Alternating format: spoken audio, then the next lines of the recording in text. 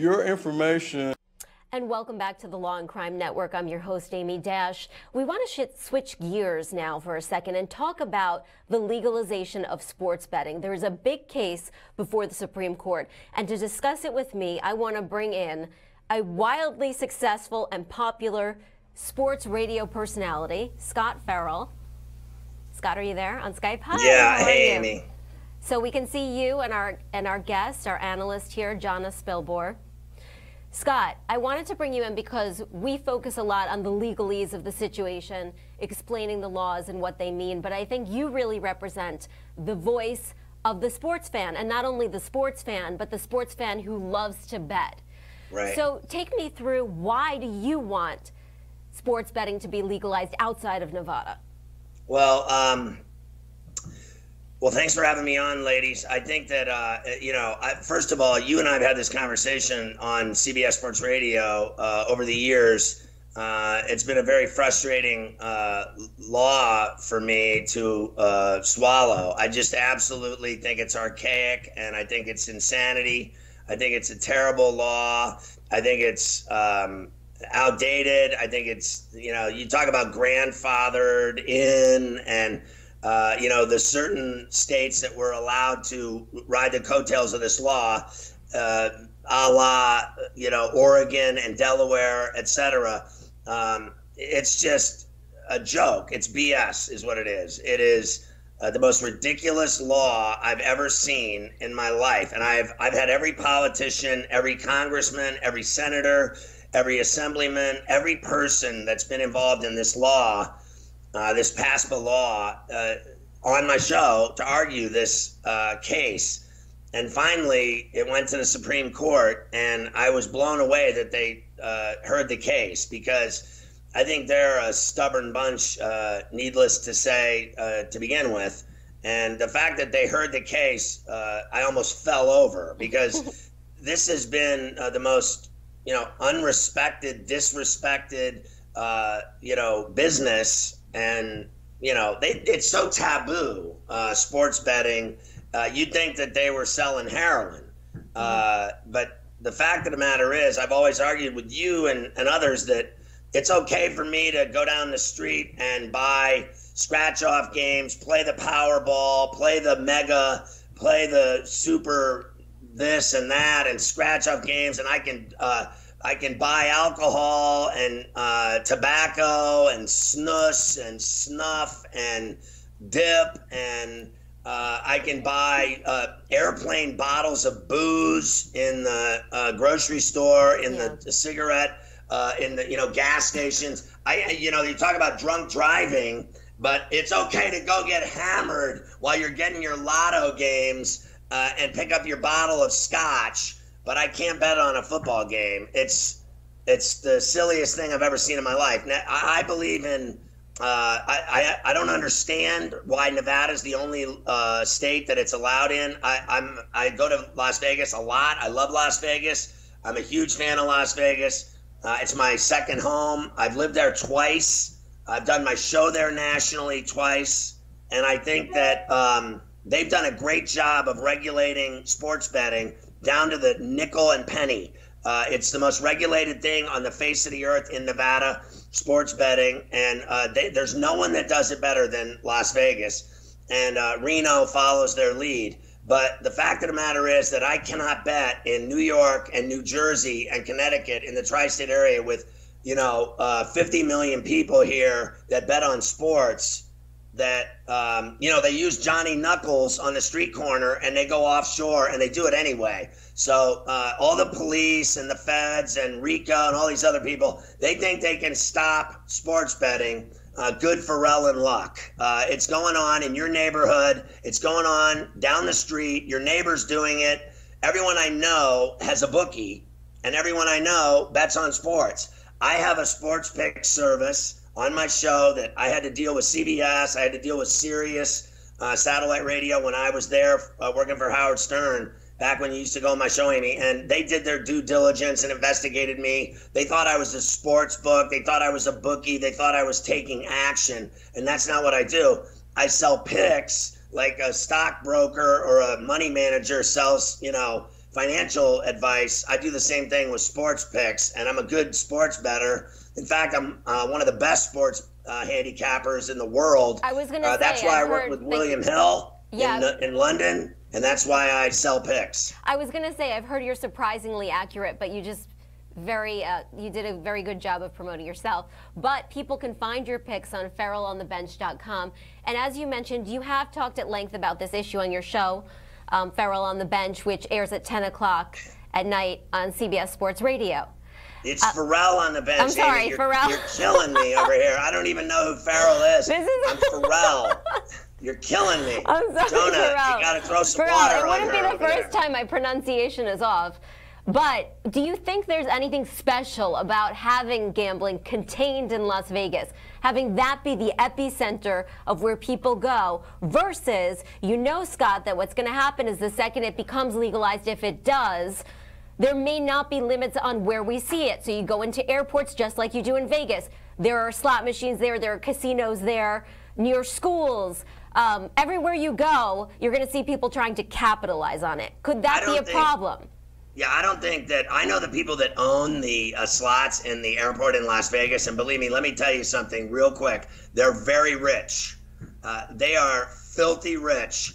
They own the rights to those slots, in that there is one guy that owns those rights. Believe it or not, people would be blown away to know that one man owns those slots. And he runs the South Point Casino in Las Vegas. His name's Mickey Gone, and he's a powerful billionaire in Las Vegas, and he owns those slot rights. He also owns the slot rights in all those 7-Elevens and, whatever you call them, gas stations and, stop and goes and all the rest all over Las Vegas.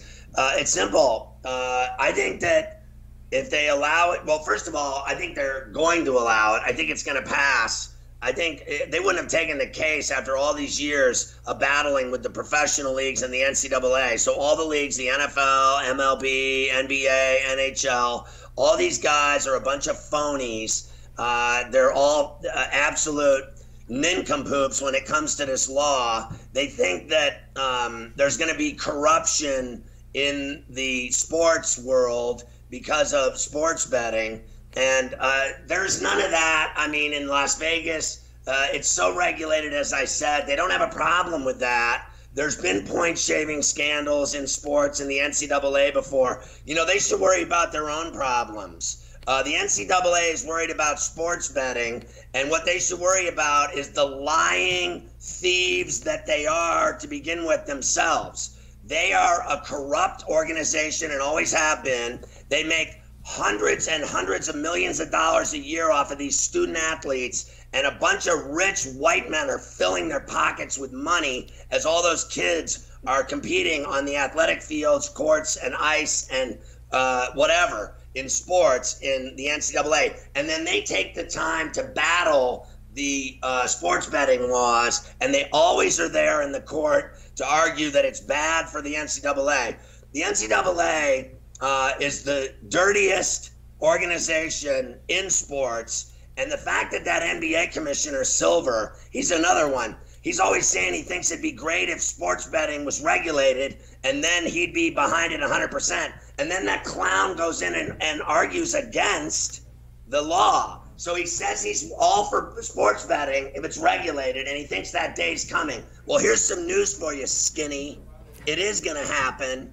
And everyone's going to be betting on NBA games everywhere. And it doesn't matter. Listen, I'd rather have a kid betting on a foot. Look, every kid I know already bets on sports. All these high school and college kids are betting on sports already. So let's not kid ourselves. I'd rather have my kid, I'll be honest with you, betting on a college basketball game in the NCAA tournament than shooting heroin, which is going on in high schools all over this country anyway. Not to be the Grim Reaper, but it's true. I'd rather have my kid betting on a football game $50 than smoking crack. So Thanks. Scott, Jonna has a question, but I just want to remind you, during this program, can you please tell us what you really think? So Scott, you had me at nincompoop, okay? But I think you touched on something that's very real, and all the tea leaves are saying that the Supreme Court is going to come down on your side on this. And That's I think right. the legal argument is that it's a 10th Amendment issue, right? Those rights that aren't reserved for the feds are allowed by the states, and the states should be able to decide if we want sports betting, if we want other kinds of gambling. And I think that trend, look, they just legalized recreational marijuana in California. The trend is to let the states do what they want, right, even if there are some factions or some groups that don't think it's appropriate. Like, for example, are you going to be able to walk out of your high school 10 feet and bet on a sports game? No, they're going to have to put them not near children, for example, just like we have a legal drinking age, just as we have a legal cigarette age. It's going to go along those lines. But I don't see any reason for the feds to keep the position that they've had for the last 20 years or whenever this law was enacted. Yeah, I mean, I really think the states are going to... I think the overriding issue is, Scott and Jonna, that when it comes down to it, Congress really does rule this domain if it wants to. If the federal government wants to enact a scheme where they can regulate sports betting across the nation, they would probably have the jurisdiction to do that because it involves interstate commerce. What they've done instead is they've said, hey, states, we want you to write the laws. We want you to enforce the prohibition. And they're saying, well, if we have to write our laws, you can't tell us how to write those laws. So that's really the issue. But, Scott, I wanted to ask you, do you think that the sports leagues, who you seem to be very favorable of, will change their tune if, in fact, sports betting is legalized and then try to get a piece of the pot? Well, I think that, Amy, they're going to lose. So they're preparing for the worst. And I think they realize that all of their years of battling this and winning are coming to an end. You got to remember, one of the things that's really weird about the law is, like, let's say in Delaware, for instance, all right, you can only bet on parlays. OK, so what they make you do is similar to Canada. In Canada, and I'm on the air in Canada as well. I'm on all over North America. In Canada, I used to go up to, I used to be an NHL play-by-play announcer. So I would go to Canada and I would do play-by-play of hockey games in Montreal, Toronto, etc., Ottawa, Edmonton, Calgary, all of that business. So what happens is there, you can bet on games, but you have to bet parlays. So you have to hit a 3-team parlay bet to win money. So just for instance... So is that a harder bet for people who aren't familiar with a parlay? Is that a harder bet to make and win? That's right. So your odds of winning are sharply decreased when you have to hit 3 ways on a bet. It's no different than winning. They don't even let you do 2 ways on a bet in, like, these states in America. So in Oregon and Delaware, you have to hit like a 3-team parlay. You have to hit all 3 sides of a bet, which is brutally difficult. In Nevada, they don't do that. So in Nevada, you can go bet a singular bet. You can bet in-game betting. Now in Nevada, you can. I work for William Hill, so I do one of the biggest sports books in London. They hire me. I do a lot of work for them. I do a lot of shows for them. And what they do now successfully, more than anyone else, what I'm learning about the business is this. Yeah, in-game betting is now the most popular form of sports betting. So in the middle of a game, you can bet on the game as the game's going on. So even if let's say you bet the game old school style, you would bet on a team to win the game, right? And let's say at halftime, you're down 40, you're not going to win the game. Now, in sports betting in Nevada, you can bet that game the entire game. Even if you're losing at the half, you can bet the second half. You can bet the third quarter. You can bet the fourth quarter. You can bet the total. It's called in-game betting. And the second thing that they do creatively in Nevada is they have mobile devices now. William Hill has a mobile app, and you can only use it in the state of Nevada. So when I'm in Nevada, when I'm in Las Vegas, which I'm going for the Super Bowl this year, I go every year and host a week of shows at the D Casino.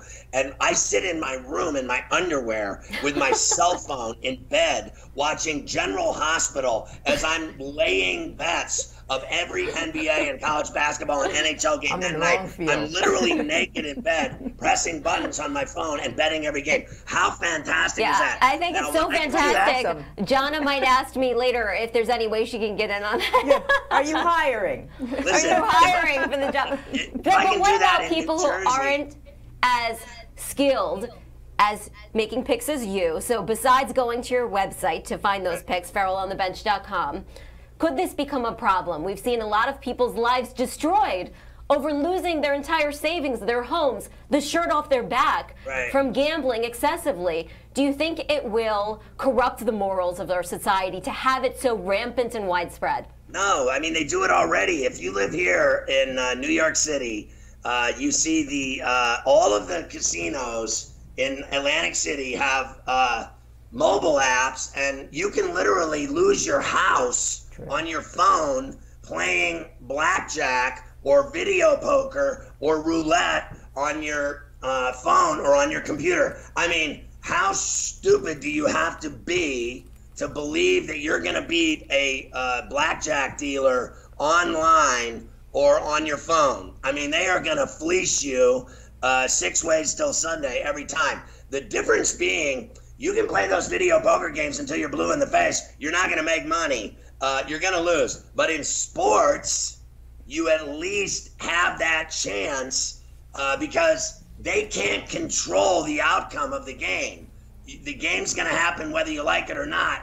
And they control the video poker. They control the video blackjack. It's all computerized. Just like when you sit in a casino in Las Vegas and play slots all night, they know exactly when you're going to win, and they know exactly that at the blackjack table how much money they're going to fleece from you. But in sports, you pick a side. Let's say you bet on the Vegas Golden Knights last night to win the game in hockey, and they won 3-0. There's nothing anyone can do about it. If the sporting team wins on your side and you bet on them, you're going to win your money. I don't believe when they make this legal in the tri-state area and in New Jersey, they're going to have sports betting. William Hill's going to have a sports book at the Monmouth Park Racing racetrack. They're going to have a sports book there. That place is going to be like a disco in the 70s in New York City. It's going to be like Studio 54. You're going to be able to go there on the weekends and bet on football. You in your underwear.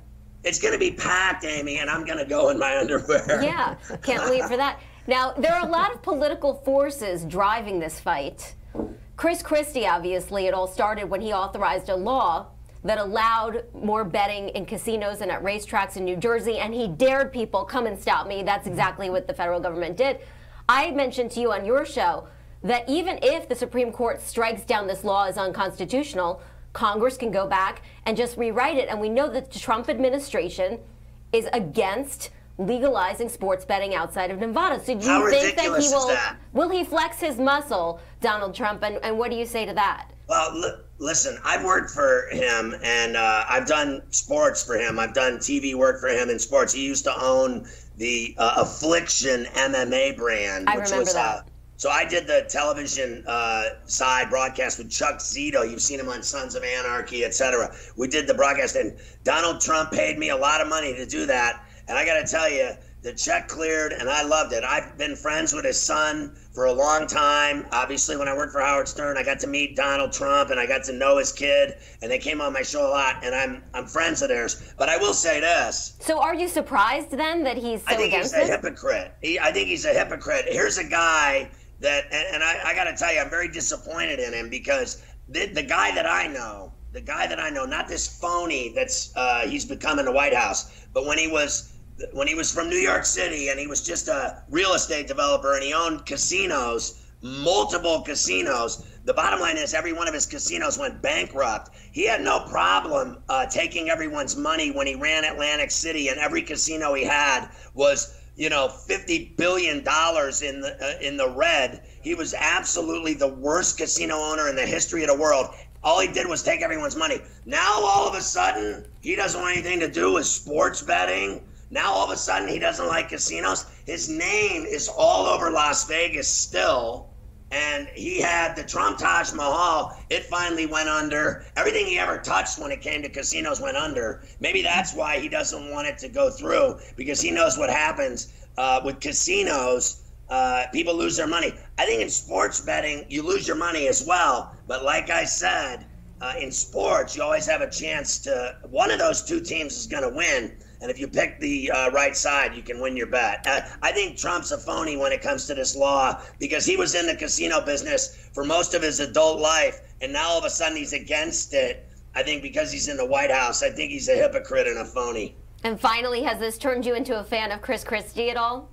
It's the only thing that fat ass did well while he was in office. was this bill. I thought he was a terrible governor, but I got to tell you, and I don't take back anything I just said, I think that what he did for this law was the best and only thing he did well in office in New Jersey. I am a fan of his for pressing this bill and this law and trying to pass sports betting in New Jersey. God bless Chris Christie. I love him because he tried to bring it. Listen, my business will blow up and expand phenomenally if I get sports betting in New York, New Jersey, and Connecticut. Everyone in New York City is going to go to New Jersey and bet every day of the week once this bill is passed. And I'll be honest with you, Amy and Jonna, this will be the first time in my life I'll ever say this. I'll actually be happy and proud that I live in New Jersey because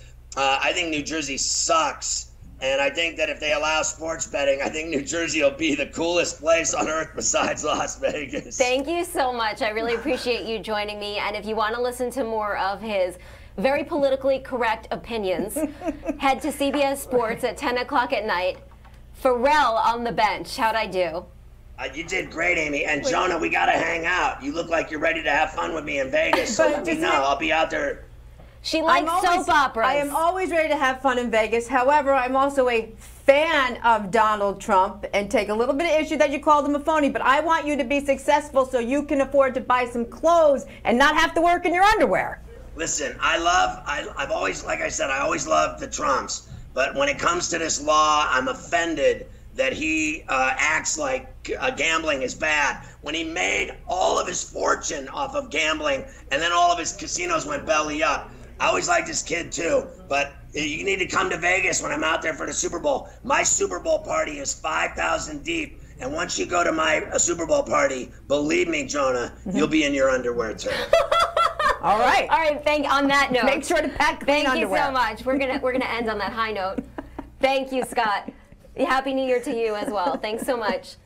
So, Jonna, what's your? Yeah. Let's get to the serious legal side of this, shall we? That's right. Do you think we covered the sports fan angle adequately? You certainly did. You absolutely did. And listen, Scott makes a lot of valid points. Look, and even his last point about Trump, it was a valid point. Well, and that's his opinion. But I think one of the legal arguments isn't one of the biggest arguments, which is this stuff is happening, Amy, anyway. It's just very, very black market, but it's happening everywhere. And the money's not going to the states. And the money's not going to the states, right. So the money's going elsewhere. And it seems that the Supreme Court is going to do, and let's call it the right thing here, despite the arguments that, of course, we don't want to turn people into degenerates, and we don't want people losing their homes on gambling, which can happen no matter what, right. And we don't want that.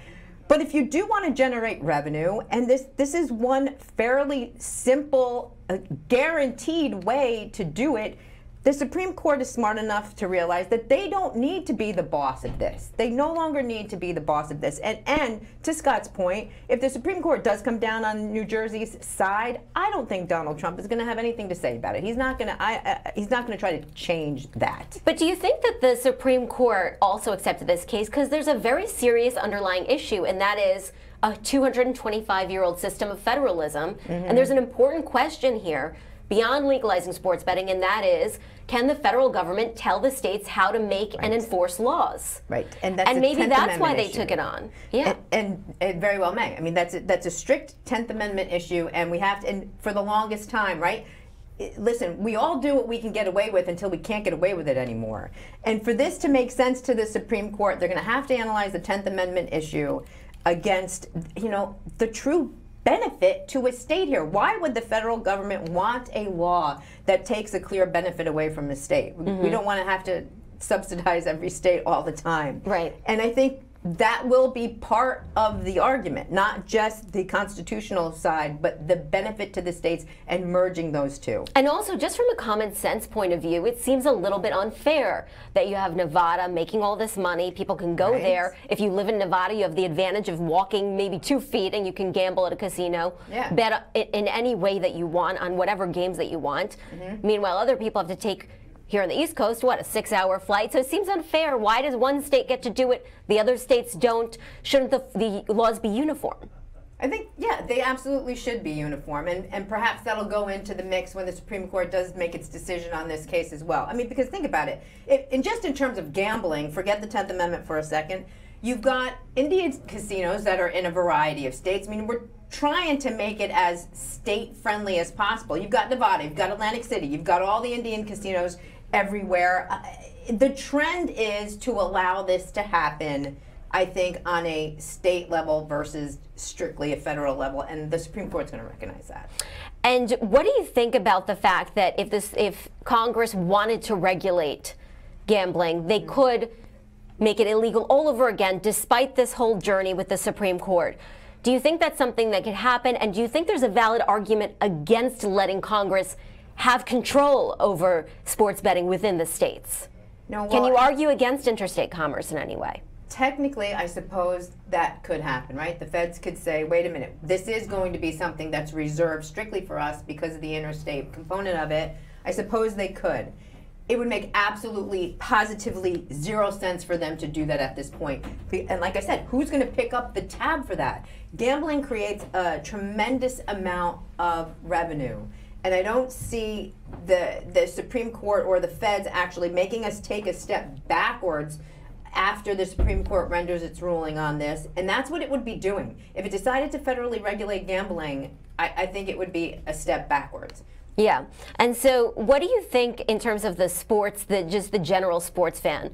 Do you think that the Supreme Court is at all taking them into account here, or do you think this is purely a legal issue and that's why they took it on? I think Scott is the greatest it's the Supreme Court. Yeah, I don't think they care about the fan. I don't mean that facetiously. I just don't think the fan is going to enter into their legal reasoning at all, because it's something that's enjoyable for many of us. There are many things that are enjoyable for many of us, and it doesn't rise to the level of Supreme Court review. I think strictly the Supreme Court is going to hone in on what are the feds doing that contradicts what the state wants, and are they legally allowed to do that, and try to find a way to say that no, they're not, so that the states can be sovereign. That's the whole purpose of a big part of the purpose of the 10th Amendment. Yeah, and so we'll see, because the Supreme Court is expected to make a decision. Really, it could come down any day, but it's expected to come out this summer. Let's shift gears one more time. By the way, before we shift gears, a lot of people are wondering, why does it take them so long? There's really no answer, right? They just like to think out their opinions. It's not like they're flooded with a lot of cases because they're very particular. Well, no, but they do get flooded with a lot of cases that they have to fetter out. So those cases have to be pre-reviewed, I suppose. And yeah, you know, the Supreme Court can take its time. Who's going to tell them to speed it up? Right? Plus, you have some people who've been on the court for a long time. Maybe they like to do their research. Or the opinions have a lot of historical context to them usually. True. So let's shift gears. Erykah Badu, she's a musician. She was pulled over not because she was going to be arrested, but police used their authority to pull her over on the side of the road because she was a celebrity and they wanted to get her autograph. And they wanted to take a picture with her. Is that legally allowed? No. Tell me all of the many things that are wrong with that scenario. All right, first let's start with the positive. I do think it's cute, for lack of a better word, that they were so enamored with her and their fans and they wanted to meet her and they had the ability to do it, so they did that. That part is, you know, all right, endearing. Other than that, it was so illegal. You have to have probable cause to pull anybody over for any reason. And probable cause is not, I'm a big fan of yours, I want to take a selfie. That's not probable cause. Probable cause means she had to have a headlight out. She had to be violating the laws of the road. She had to be doing something illegal with or inside her vehicle in order to be pulled over. And that's because during the detention, that's technically, even if they're just asking for an autograph, they're restraining her liberties during that detention. Yeah, ever briefly. And you're not allowed to do that as a member of the government unless you have reasonable suspicion or probable cause to do so. Vis-a-vis the Constitution. Vis-a-vis the Constitution and vis-a-vis what the officer in question is observing. So what they observed here was that they had a celebrity behind the wheel of a car that they wanted to meet her acquaintance, and that is not okay. And technically, if she wanted to, and she didn't do this, she didn't take this approach, they could get in trouble for that. They could get a slap on the wrist. They could be administratively punished for that. That was my next question, is what's the extent of the liability? Does she have grounds for a lawsuit? So I suppose technically technically she does have grounds for a lawsuit, but let's play that out. How was she damaged? You know, they didn't harass her. They actually did quite the opposite. She might have been a little bit flattered by it. Is there a punitive component to this? Because they did just blatantly abuse their authority by pulling her over. Sure. Is that gonna, I don't know, make her richer than she is? You know, doubtful. Does she have to prove damages in a scenario like that before bringing a suit? She wouldn't have. Usually, you have to prove damages in any sort of civil suit. In a case like this, where it's a blatant violation of authority, there might be a punitive component where they would give her punitive damages, even though she's not physically or emotionally harmed. Yeah. But if you measure that, it has to have some relation to what the conduct was. So, in other words, let's say they pulled her over because. Well, how about this? Let's hypothetically. They pull you over because you're Amy Dash and they want your autograph, right? And that happened to me yesterday. See, I mean, it happens to you all the time, I'm sure. Every day. I can't even drive to the supermarket. But here's the hypothetical. They pull you over because you're Amy Dash. On the front seat of your car, you have a big bag of marijuana.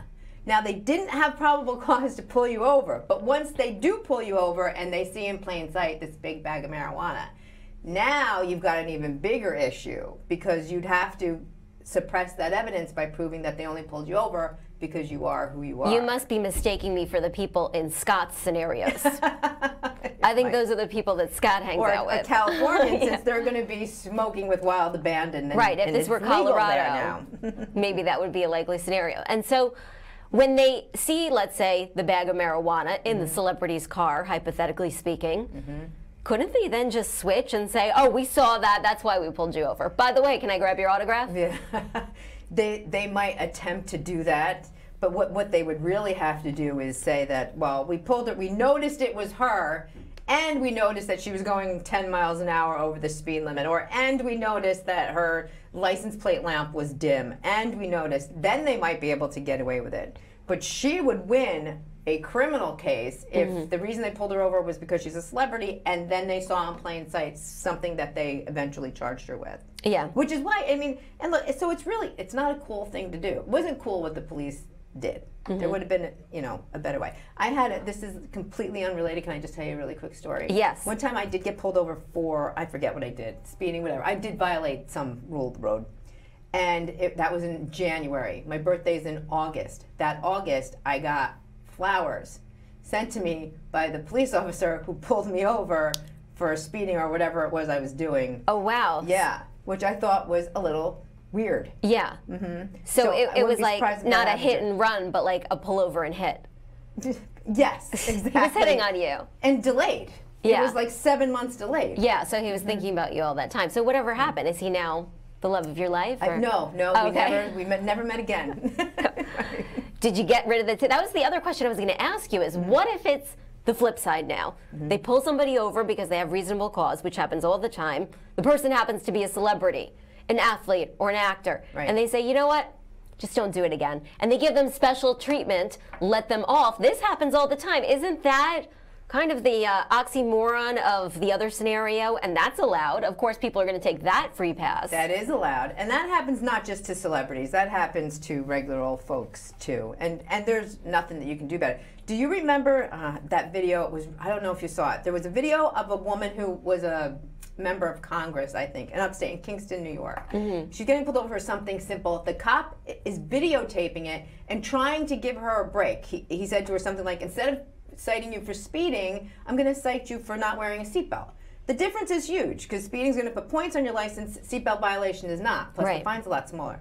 She screamed and argued with him and said, no, I was wearing my seatbelt. I'm not going to accept a ticket for that lesser charge. And she ended up getting a speeding ticket and had her face plastered all over YouTube because it was a hard to watch video. It really was. Yeah. She was really arguing with him hard. And you know, then there's also the question of, is there a quota with these police officers? Because a lot of times they might pull you over, it's the 28th day of the month.